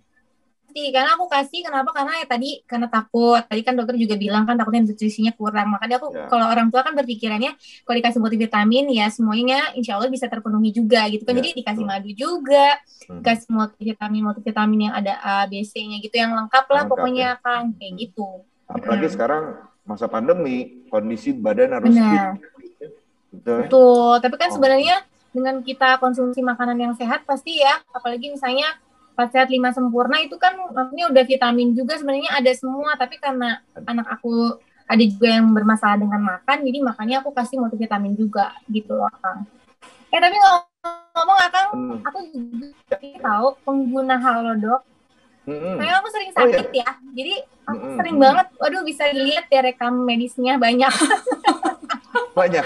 Salah satu langganan, dan aku juga memudahkan gitu kan. Jadi aku juga kalau misalnya beli obat, beli apa semuanya lewat Halodoc. Benar, nggak usah. Boleh cerita? Nggak usah jauh-jauh ke sedikit apotek saja gitu kan. itu Udah ada. pengalamannya ketika menggunakan aplikasi Halodoc atau chat sama dokternya atau mungkin pesan obat atau gimana? Bisa cerita Iya. pengalamannya? Aku kalau misalnya chat sama dokter, karena aku kebetulan kemarin kan sering banget sering sakit kepala gitu kan. Jadi karena di situ komplit, karena juga takut ke rumah sakit, jadi aku kayak langsung aja, aku pilih nih dokter syaraf gitu kan, aku komunikasi, dok, aku sakit kepala kayak gini-gini, terus balasannya juga cepet, terus juga detail juga gitu kan, sakitnya yang mana gitu-gitu kan, terus juga kalau misalnya kemarin kayak Mas Pasha sakit kulitnya gitu kan, ada merah-merah, aku fotoin, tinggal kasihin ke dokternya, terus udah langsung obatnya juga sebentar gitu kan, terpercayalah pokoknya the best banget kalau dok. Dan penting banget buat kita. Jadi gitu, lagi kita yang punya masalah. Ya, karena bisa kita ada punya foto begitu ya. Iya bisa, jadi kayak dok ini merah nih apa gitu, tinggal difotoin. Dokternya udah spesialis. Kalau misalnya kita sakit kulit, ke dokter kulit dan kelamin gitu kan. Terus kalau misalnya kita kayak aku pusing, aku ke dokter syaraf. Jadi langsung sama dokter-dokter yang luar biasa kan, dan tertuju banget. Kayak misalnya ada sakit kenapa lambung, langsung aja ke dokter yang ahlinya khusus buat lambung juga gitu. Jadi kayak ini banget lah, bermanfaat banget aplikasinya Halodoc, guys. Termasuk yang terakhir tadi, yang terakhir tadi beli vitamin yang pakai Halodoc tuh. Yang iya dong, aku selalu lihat Halodoc vitamin apa, soalnya lengkap semuanya gitu. Mau apa tinggal diklik aja langsung ada semuanya. Tertolong banget sih buat kita semua beneran. Gak usah keluar rumah, pokoknya tinggal di dalam rumah aja, memperkecil resiko, aja. Apalagi pandemi ya, gitu ya. Oke. Bener, daripada ke rumah sakit kan takut. Betul sekali. Oke, kita langsung lagi ke interaksi berikutnya ya. Dok, Teh Adelia ya. Dari Putri Andani. Nah, ini buat Teh Adelia Pasha. Saya Putri Andani mau tanya, gimana sih memvariasikan satu bahan makanan untuk semua anak yang berbeda usia, bahkan berbeda kesukaan? Wah, beda kesukaan. Dalam nih. Aduh, pertanyaannya memvariasikan satu bahan makanan. Kayaknya dokter yang harus menjelaskan. Mungkin kalau bervariasi ya tadi tentunya kita anak. Juga semua anak lagi ya. Sebisa mungkin, semenarik mungkin, dan apa karena anak aku juga tipe orang yang makanannya suka yang sama, kayak misalnya suka nugget tapi kita buatnya sendiri dengan tadi kata dokter biar menarik dibuat bentuk yang dia suka gitu kan. Terus kalau misalnya kayak anak aku nih yang satu suka nasi, yang satu suka bubur, ya pastinya aku bikin variasi yang berbeda kan, karena anak aku misalnya yang satu yang 3 suka nasi, yang satu suka bubur, jadi aku sesuaikan aja dengan keinginan anak gitu kan, sebisa mungkin ya anak-anak bisa makan lah gitu. Kan kalau kita orang tua ya, kadang-kadang aku tuh kan nggak bisa marah ya. Kalau misalnya marah tuh sama anak-anak tuh suka, maksudnya nggak bisa yang maksa, ayo suka makan gitu, harus makan cepetan gini-gini. Aku malah suka kayak yang memelas, malah kayak ibunya, aduh sayang makan gitu kan, ini coba mubazir kalau nggak dimakan gitu. Aku sih tipe orang kayak gitu, jadi nggak yang marah-marah ke anak-anak gitu loh, Akang Hakim. Jadi sebisa mungkin lah ya, dibuat seunik mungkin. Kayak misalnya kayak suka ayam, aku nggak suka ayam utuh, sukanya ayam yang kayak nugget. Ya, sebisa mungkin jangan beli nugget yang langsung di supermarket, tapi kita bikin sendiri. Kayak gitu sih. Ada satu jenis makanan mungkin yang semua buah hati suka gitu. Dan itu mungkin Ya itu, diambil jadi jalan tengahnya gitu. Ya apa tuh? kayak itu Kang, anak aku suka nugget tuh semuanya suka. Jadi Nugget anak ya? yang satu, Oh, dua, tiga, empat tuh suka. Iya, itu kan ayam. Kan kadang-kadang kita orang tua pengennya masak ayam ditumis atau apa. Anak-anaknya nggak suka, ya sebisa mungkin bisa makan ayam. Ya caranya gimana ya, bikin nugget sendiri gitu Akang. ah, oke. Dari Dokter Anin, mungkin mau tambahin seperti apa dok kalau dokter Ya melihat? nih dokter, tambahin.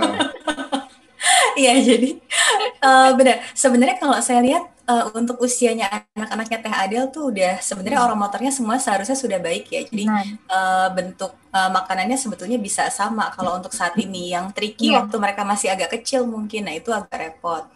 iya. Terus kemudian sebetulnya Teh Adel kalau mereka food preferensinya adalah nugget, tapi kalau bisa sih kita kenalkan dengan makanan yang lain sebetulnya. Jadi, nugget sandingkan dengan makanan yang lain, misalnya bentuk yang berbeda, mungkin diganti, baru ada misalnya kuahnya yang bercampur dengan Iya, ya. iya. Kemudian kalau anak itu, anak itu nggak kayak dicampur kerupuk, itu jadi satu piring gitu ya. Nah, kalau anak-anak tuh nggak suka gitu. Gimana teh? Mungkin aku untuk anak aku yang ada This problema yang meeting lainnya. is being recorded. Jadi biar bisa dikomunikasiin sama dia dok. Sebenarnya bisa juga kan dok di dok ya. Bisa. Banyak banget yang kok selama saya soal anak nggak mau makan. Aduh, ya ampun. Itu ada jadi anak gemukan terhappy. Iya, makanya. Anak gemuk boleh obes. Anak obes itu justru mereka harus karena kalau obes kecil, resiko hipertensinya meningkat, resiko DM-nya meningkat nanti pada saat mereka dewasa. Jadi itu harus dievaluasi lagi. Terus kemudian kalau anak usia lebih dari 1-2 tahun lah, itu sebenarnya minum susu tuh maksimal 3 kali sehari loh. Jadi nggak boleh lebih dari 3 kali sehari ya? Ya, lebih dari itu pasti itu akan menggantikan makannya. Terus akhirnya nutrisinya padahal dari susu tuh nggak lengkap. Nutrisi dari susu itu tidak lengkap. Jadi memang dia kalorinya tinggi, cuma nutrisinya kurang lengkap. Sayang kalau makanan diganti. Tapi sebenarnya dok kalau misalnya kan ada susu yang memang itu untuk pengganti makanan. Menurut dokter lebih baik susu yang kayak begitu yang biasa. Ada susu pengganti makanan tuh nggak ada. Nggak ada susu pengganti makanan. Tidak ada. Jadi nggak ada. Karena jadi saking takut gizinya kurang gitu kan, karena kebetulan kan anak aku punya permasalahan makanannya dia gitu, terus aku kalau misalnya ganti dengan susu kayak gitu juga nggak kurang bagus dok. Nggak ada, pokoknya nggak ada susu pengganti makanan. Yang ada itu susu formula standar. Kalau di kami di medis itu yang ada susu formula standar sama susu tinggi kalori. Memang dia kalorinya tinggi gitu, cuman kandungan nutrisinya tuh tidak selengkap makanan. Jadi sebenarnya yang kita kan terkait karbohidrat, protein, lemak, kemudian kita ngomong di situ ada makronutrien, mikronutrien. Nah itu tuh tidak bisa makanan diganti sama susu, nggak bisa. Berarti aku salah ya. Harus diajak makan. Bener-bener berarti harus bener-bener sekarang aku kayak kerja keras buat kerja keras tapi dengan cara yang menyenangkan loh ya, menyenangkan untuk anak bukan menyenangkan untuk Teh Adel. Iya sih benar. Jadi menyenangkannya tuh versi anak, kalau anaknya senengnya yaudah berarti kita ngikutin dia caranya gimana, dan itu sebenarnya tricky karena memang caranya beda-beda sesuai usianya anaknya Teh Adel itu. Tapi gitu. Masalah nggak sih dok, kayak dia sukanya cuma bubur doang. Berarti kalau misalnya dia suka bubur doang, berarti kalau misalnya kita lihat berarti dia nggak suka yang kayak nasi gitu kan nasi beda gitu ya teksturnya. Tapi dia suka bubur, itu gimana tuh dok? Nggak masalah? Nah, itu dia. Makanya tadi saya tanyanya kaitannya sama perkembangan bahasanya dia udah sampai mana. Kemudian dia tuh suka bubur itu kenapa? Karena dia teksturnya emang belum bisa makan padat, atau mungkin dia suka rasanya, atau apa, itu kita harus lihat sih. Tapi kalau misalnya memang anaknya Teh Adel yang satu ini dia kurang suka makanan padat yang perlu pengunyah ya, perlu dia berusaha mengunyah, nah itu kayaknya oromotornya harus dievaluasi deh. gitu. Oke. Terus anaknya suka sikat gigi nggak? Suka sikat gigi. Biasa, dia bisa sikat Cuman gigi sendiri ya. kalau bisa sikat gigi tuh suka kayak mau muntah gitu loh, Dok. Nah, itu dia. Berarti sensitif dia. Berarti mungkin oromotornya itu sensitif. Bagian oralnya itu masih sensitif sehingga dia bisa pada saat mau disikat gigi dia merasa pengen muntah, dia tidak nyaman. Itu berarti oromotornya harus kita perbaiki. Gitu. Oh gitu dong. Iya, soalnya dia kalau digosok gigi tuh suka kadang nggak mau. Jadi kayak aku, ayo gosok gigi sini, mami yang gosokin. Kalau sama Stephanie nggak mau sama aku gitu kan. Cuman dia kayak suka kayak gitu-gitu ya, kayak mau rasa muntah. Gitu ya, berarti itu ada something wrong ya. Iya, berarti oral ya. Dan satu lagi, jadi anak itu makan tuh melibatkan banyak hal kaitannya. Ya tadi saya udah bilang sih sedikit terkait perkembangan anak. Perkembangan anak nanti kaitannya dengan motorik anak, sensori anak. Nah, sensori itu banyak sekali. Jadi sensorinya dia gimana, rasa rabanya bagaimana, kemudian sensori oralnya gimana di mulutnya, itu ada masalah atau tidak. Karena itu sangat berpengaruh. Jadi itu harus kita lihat, observasi lebih jauh, kemudian kalau memang perlu bantuan ya bantuan yang ahli gitu. Oke, aku langsung ini ada pertanyaan lagi dok, masuk ya. Siap. Ini dari, ini menarik nih, dari Ihsan Kamil. Ini pertanyaannya untuk dokter juga untuk Teh Adelia. Ya, yang bertanya untuk dokter, anak saya usia 5 tahun, kalau makan nasi selalu imut, tapi kalau selain nasi dikunyah seperti biasa. Kenapa ya? Nah, terus yang buat Teh Adelia, ayah anak, aktivitas makan, seperti apa perannya? Nah, sama juga dari Kadifa Dwi Lia. Ini buat Teh Adelia, halo Kak, katanya. Saya mau tanya ke Kak Adel, gini peran Kak Pasya, anak-anak sedang GTM. Nah, ini kayaknya nyambung nih soalnya. Aduh. Silahkan deh. Oke, dulu tahun makan nasi selalu diemut. Itu hanya nasi saja atau ada makanan yang lain dulu pertama. Kemudian kalau memang betul-betul hanya nasi aja, berarti mungkin rasa nasi atau tekstur dari nasinya itu kurang menyenangkan buat dia. Jadi dia cenderung diemut gitu. Nah, kalau misalnya anak makan nasi selalu diemut, bisa kita coba misalnya nasinya yang di rumah bikinnya misalnya ya agak lunak gitu. Nah, itu kita bikin agak sedikit perak istilahnya mungkin ya. Atau mungkin nasinya jangan kayak taruh gitu aja tapi kita kepel-kepel jadi biar teksturnya agak sedikit berbeda. Atau coba deh kasih nasi kuning. Mau nggak sih? Atau mungkin coba kalau nasi goreng sama nggak? Dia emut juga kah? Atau dia mau kunyah kemudian dia telan dengan baik gitu. Nah, itu kita bisa tahu, oh berarti masalahnya ada pada nasinya atau pada tekstur nasinya gitu. Nanti ini harus kita lihat lagi. Coba jadi kasih coba bentuk yang lain atau misalnya nasi uduk, nasi apa, semua dicoba ya, Dok. Coba dulu. Mesti kreatif ya orang tuanya gitu. Ya dok. Nanti kalau misalnya dia udah mau, betul. Jadi masalahnya itu adalah anak itu belum bisa berkomunikasi dengan baik ya. Jadi dia tuh belum bisa dengan jelas misalnya bilang, mah nasi ini tuh kurang enak, dia tuh rasanya kurang menantang di mulut aku misalnya. Ini tuh rasanya tuh terlalu lembek. Nah, dia tuh mungkin belum mengenal kalimat yang bagus itu. Jadi dia hanya bisa menunjukkannya dengan cara diemut gitu.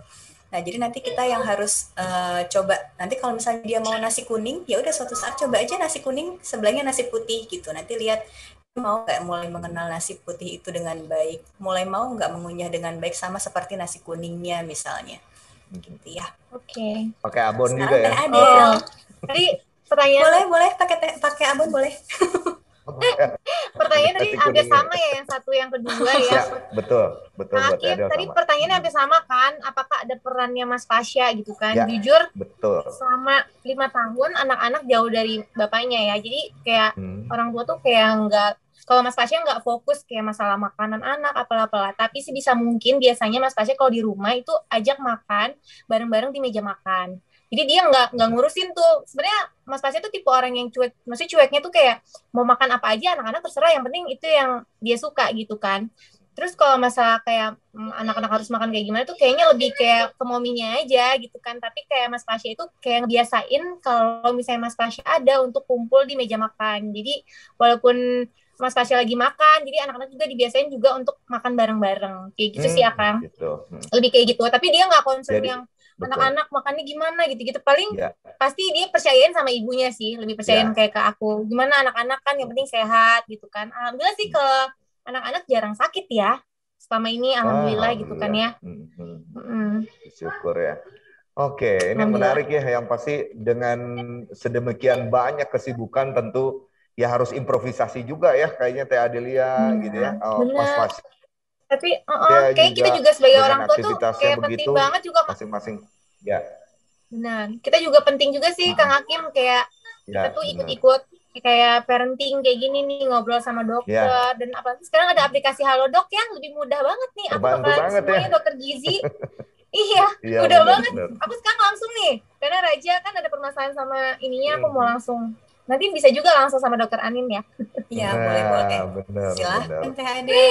Siap. Buat Tinggal diklik ini aja juga dokternya ya, dokter betul Anin ya, kita. diklik Iya, aja buat betul. partisipan yang belum download aplikasi Halodoc ya buruan ya, karena manfaatnya luar biasa Harus deh. Yang pasti Teh Adelia banget. udah cerita, bisa chat juga, bisa beli vitamin segala macam, nggak harus keluar rumah ya Teh Adelia ya. Oke. Betul, semuanya. Ini sebenarnya masih cukup banyak yang ingin saya gali dari Teh Adelia, dari Dokter Anin. Tapi sayang banget nih, kayaknya waktunya udah mepet juga nih. Oke. Tapi mungkin udah mepet juga. Sementara ini yang bertanya juga banyak ini Banyak, ternyata Banyak banget. dari partisipan ya. Jadi mohon maaf untuk partisipan yang karena waktu yang sangat-sangat terbatas ini tidak bisa kami bacakan seluruhnya. Cukup banyak ini yang tidak bisa kami baca seluruhnya karena waktu juga gitu ya. Dan tapi yang jelas untuk semua partisipan yang masih punya pertanyaan juga tetap bisa berlanjut juga begitu ya. Bersama Dokter Anindita juga silakan saja, ada di grup WhatsApp-nya gitu ya. Nah silakan. Kemudian untuk Anda yang kebetulan sudah interaksi juga jangan lewatkan. Nanti ada sesi pembagian hadiah. Kemudian ada voucher belanja juga ya. Kemudian juga ada smartwatch yang nanti siapa tahu jadi rezeki Anda begitu ya. Oke, tapi ini sebelum saya tutup dulu sesi bersama kedua narasumber, tentu saya juga ingin dari narasumber mungkin ada yang ingin disampaikan juga di terakhir barangkali ya, dari dokter dulu barangkali, Dokter Anindita. Oke, boleh. Ada tips yang utamanya mungkin terkait dengan topik kita sore hari ini? Ya, silakan. Jadi memang masalah makan pada anak itu sangat banyak, dan sebetulnya masalahnya juga penyebabnya tuh banyak sekali. Jadi kita jangan hanya melihat dia nggak mau makan gitu. Nah untuk ibu-ibu yang sekarang anaknya masih, terutama yang 1000 hari pertama kehidupan, yang masih anaknya belum bisa berkomunikasi dengan baik, kemudian masih dalam masa tumbuh kembangnya juga, itu kalau misalnya ada masalah makan, mendingan segera konsul. Kalau untuk awal bisa konsul di Halodoc dengan dokter anak gitu ya, dengan dokter anak kami memang belajar terkait masalah makan pada anak, jadi silahkan konsul. Nanti kalau misalnya dirasa perlu untuk ketemu, perlu untuk evaluasi lebih lanjut, pasti akan kami sampaikan gitu.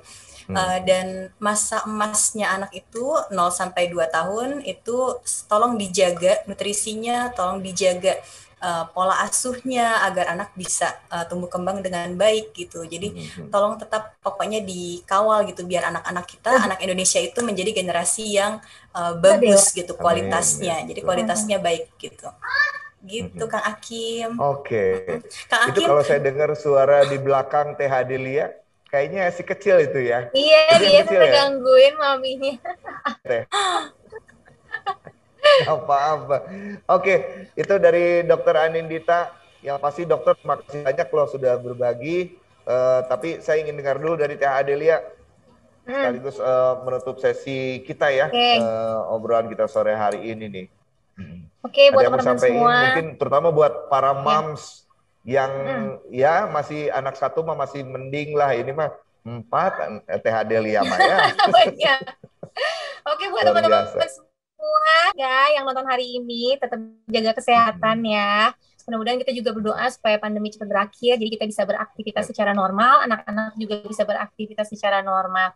Dan khususnya buat para momi-momi yang JTM anak-anaknya, tetap semangat ya. Ini Adel juga kayak seneng banget bisa ngobrol sama Dokter Anin, cerita-cerita juga, kita dengar juga apa yang harus kita lakuin buat para momi yang punya permasalahan dengan JTM anak-anaknya. Mudah-mudahan ini juga bermanfaat buat kita semua ya, dan bisa silaturahmi lagi, dan salam sehat lah pokoknya ya. Jangan lupa pakai Halodoc. Iya itu dia ya. Tetap. Iya, tetap harus. Oke. Teh Adelia, terima kasih banyak Ya, thank you Kang dan Akim. salam untuk Mas Fasya, sekeluarga Siap. sehat pokoknya ya. Siap. Makin Amin, sukses. amin. Amin. Dokter Anin Oke. juga thank you ya, Dok. Iya, Oke, Dokter sama-sama Anindita, Teh terima kasih Adel. banyak Sampai ya, Dok, ketemu ya. lagi. Kalau lagi main ke Solo, kabar-kabarin ya. Iya, Nanti aku ajak pasti. makan-makan. Ya, makan enak. Oh, Iya, sip. dadah. Assalamualaikum warahmatullahi Makan wabarakatuh. abon ya, Dok ya. Oke, Kang Akim. Oke, waalaikumsalam warahmatullahi wabarakatuh. Teh Adelia, terima kasih. Ah, itu dia Ya. si kecil. Oh iya. Assalamualaikum. Oh iya, sehat. Waalaikumsalam warahmatullahi Bye. wabarakatuh. Bye. Bye, maamnya yang pinter ya sayang. Makanya harus keren, keren. makan sayur juga ya. Tetap. Asik, asik, Oke, lucu, oke. lucu. Oke, terima kasih. Dadah. Dah. Oke. Baik, untuk partisipan yang pasti sebelumnya saya ucapkan terima kasih yang sudah bergabung ya di webinar sore ini. Dan buat Anda yang kebetulan tadi masih ada pertanyaan yang juga belum tersampaikan, sekali lagi mohon maaf belum bisa saya bacakan, tidak bisa saya bacakan karena waktu yang begitu mepet, karena kita harus beralih juga ke sesi berikutnya. Nah, bagi pertanyaan yang belum terjawab, Dr. Anindita juga akan melanjutkan menjawab pertanyaan Anda di grup WhatsApp ya, di grup WhatsApp-nya kita. Jadi stay saja dulu, jangan dulu leave begitu ya dari sana, karena akan ada voucher belanja juga yang akan dibagikan di grup WhatsApp setelah Zoom ini atau webinar by Zoom ini berakhir, gitu ya. Jadi sekali lagi jangan dulu leave, karena siapa tahu Anda beruntung dapetin voucher belanja ya, yang akan dibagikan di grup WhatsApp. Nah, sementara itu kita sekarang masuk ke sesi door prize yang mungkin Anda tunggu-tunggu sekarang ini, karena yang pasti ada banyak hadiah. Yang pertama voucher belanja Rp100.000 untuk 3 orang pemenang. Oke. Dan Anda bisa jawab pertanyaannya ya di kolom chat. Buat yang tercepat, benar dan terbaik akan jadi pemenang ya. Jadi sekali lagi akan ada voucher belanja untuk 3 orang pemenang ya, dan 1 kompor listrik portable. Kompor listrik portable, kemudian ada voucher belanja ya senilai Rp100.000 untuk 3 orang pemenang. Oke, pertanyaan pertama ya, sekali lagi Anda bisa jawab pertanyaan di kolom chatnya. Kemudian yang tercepat, terbenar dan terbaik, udah siap-siap aja jempolnya ya Bu ya. Oke, pertanyaan pertama. Siap, simak baik-baik. Sebutkan 3 tips Dokter Anindita yang berikan Dokter Anindita untuk mengatasi anak sulit makan. Oke, silakan ketik buru, cepet-cepet buruan gitu maksudnya. Sebutkan 3 tips yang Dokter Anindita berikan untuk mengatasi anak sulit makan. Ayo cepet. Langsung ke kolom chatnya, langsung kirim cepat. Ya, sekali lagi sebutkan 3 tips dari Dokter Anindita untuk mengatasi anak sulit makan. Nah, tadi udah jelasin, yang menyimak pasti lah udah langsung aja tuh ngetik ya. Gitu. Ayo cepat. Sudah masuk? Ada yang paling duluan?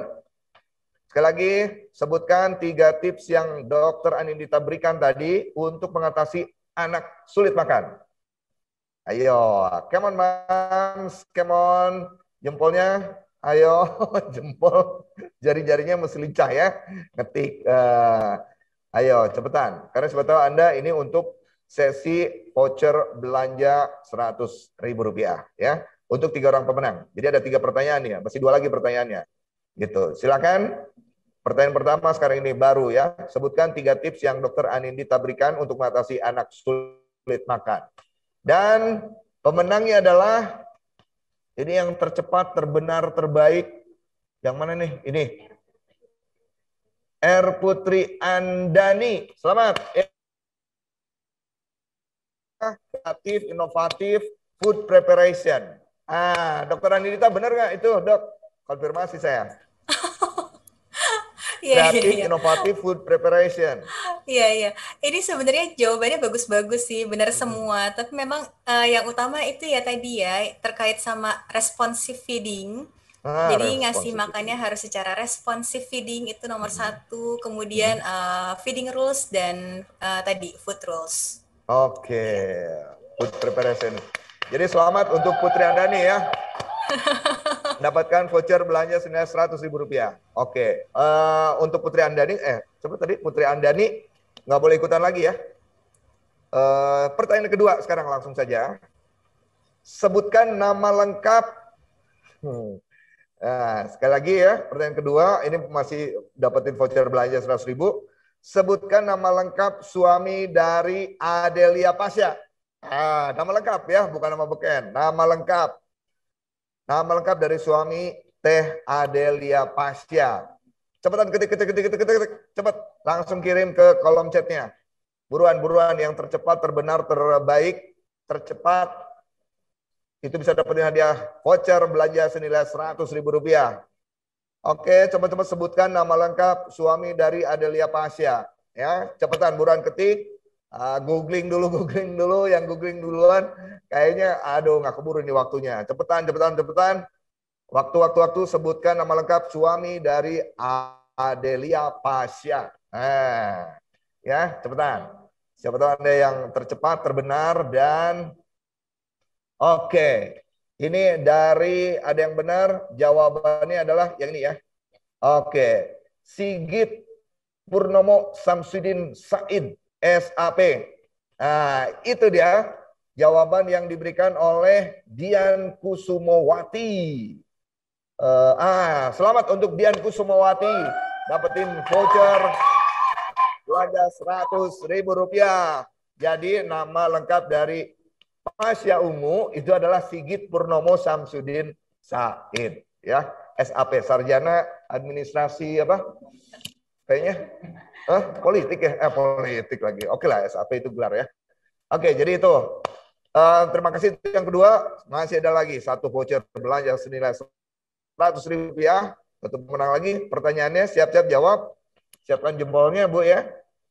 Sebutkan 3 insight positif apa yang didapatkan dari tema kali ini untuk diterapkan sehari-hari.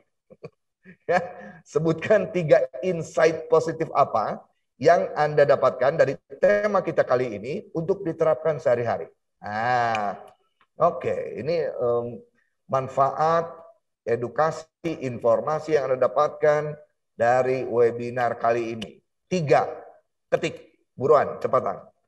Siapa tahu Anda beruntung bisa dapatkan voucher belanja senilai Rp100.000 ya. Sebelum nanti kita berlanjut ke pemenang kompor listrik portable. Gitu ya. Sekali lagi, sebutkan 3 insight positif apa yang Anda dapatkan dari tema kita kali ini untuk diterapkan sehari-hari. Oke? Udah, Mams? Buru-buru ketik. Ayo, 3. 3 kata boleh. Ya, atau Anda secepatnya pokoknya. Oke, ada sudah masuk? Oke, ini paling cepat ini. Yang pasti yang pertama itu ini disampaikan oleh Nia Mahfiani. Yang pertama, rasa lapar dan rasa kenyang itu alamiah, tetapi kita sebagai orang tua harus mengaturnya. Yang kedua, makan tidak hanya berkaitan dengan nutrisi, tapi proses. Yang ketiga, kebiasaan yang baik harus dibiasakan sejak dini. Selamat yang pasti untuk Nia Mahfiani. Dapatkan voucher senilai Rp100.000 ya, voucher belanja. Nanti voucher belanjanya bakal dikirim via pokoknya via GoPay atau itu ya, OVO ya. Itu pokoknya. Jadi silakan ditunggu. Jadi selamat yang pasti untuk ketiga pemenang, dan kita berlanjut kemudian ke siapa yang akan mendapatkan kompor listrik portable ya.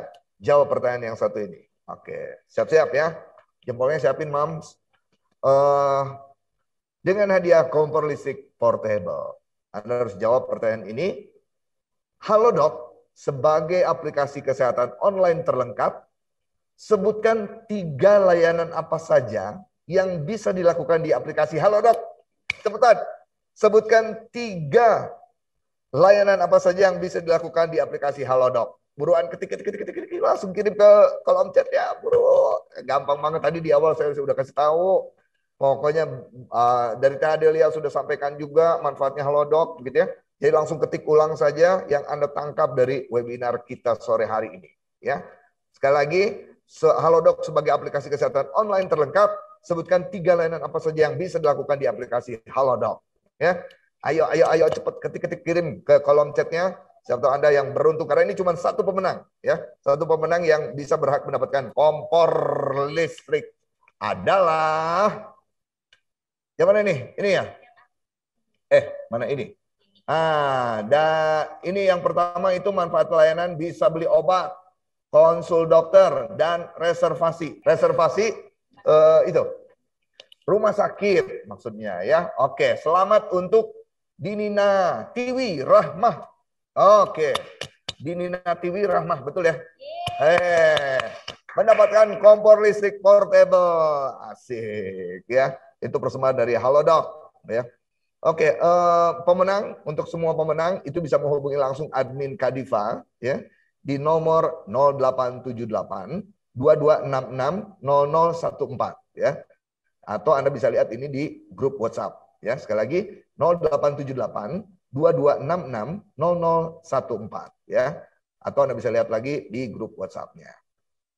Kemudian ucapan terima kasih juga dari kepada Halodoc tentu sebagai penyelenggara acara ini ya, dan tentunya dari Bandung Community sebagai event partner, dan tentunya Sonora Bandung di 93,3 FM sebagai official radio partner ya. Tidak lupa juga buat semua pendukung acara ini, community partners, ada Modern Mom Bandung, kemudian Insta Baby Bandung, Komunitas Baby Bandung, kemudian Productive Mom Bandung, ada PVJ Baby Wearers, kemudian juga ada Keep Waras, kemudian ada Forum Muslimah Indonesia, ada Hijabers Community Bandung, ada Mamahs Bandung ya, dan juga vlogger Yepo. Kemudian media partner juga ada Raka FM Bandung, Para Muda Radio, ada Rama FM Bandung, Ayo Bandung _official, kemudian juga Event Bandung ID dan Point Lab Co-working ya. Oke, sudah semua ya pemenangnya ya. Terima kasih banyak buat seluruh partisipan yang join di webinar sore hari ini. Dan yang pasti semoga ada manfaat, ada nilai-nilai yang bisa Anda raih dalam webinar kali ini yang bertema bagaimana mengatasi GTM atau gerakan tutup mulut atau sulit makan pada anak ya. Sekali lagi terima kasih, saya Hakim. Sign out. Sampai ketemu lagi di the next event. Makin sukses untuk Anda ya. Tetap sehat, tetap jaga protokol kesehatan. See you.